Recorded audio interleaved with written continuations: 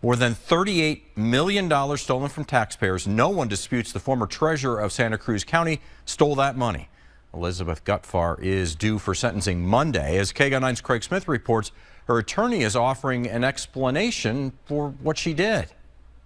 One of the dumbest, ill-conceived, short-sighted, and most audacious crimes in Arizona state history. And that's Elizabeth Gutfar's own attorney talking about her theft of more than $38 million in money that belonged to Santa Cruz County taxpayers. For the first time, documents in the case offer an explanation of what led her to steal all that money.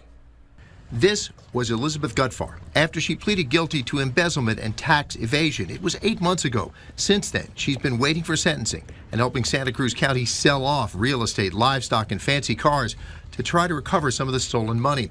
In a memo to the federal judge in the case, Gutfar's attorney Josh Hamilton has argued for sentencing her to the low end of the range agreed to in the plea bargain.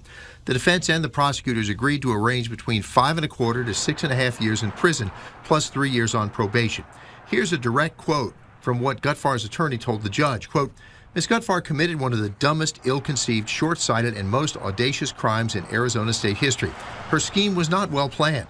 She made no real effort to conceal her actions. Even a cursory review of financial records or publicly available information would have quickly uncovered her crimes. But the thefts went undiscovered for about 10 years. Voters knocked 2 Santa Cruz County supervisors out of office once the scandal came out. Gutfar's attorney says she thought she was basically borrowing money to build an ideal life for her family. He says Ms. Gutfar deluded herself into a pipe dream whereby she thought she could borrow surplus funds to establish successful real estate and cattle businesses, and then repay the money with everyone, her family included, being none the wiser.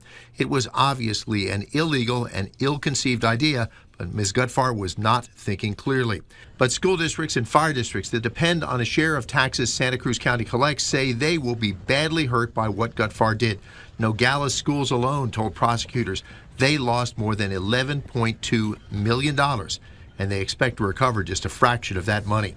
Craig Smith, KGUN 9.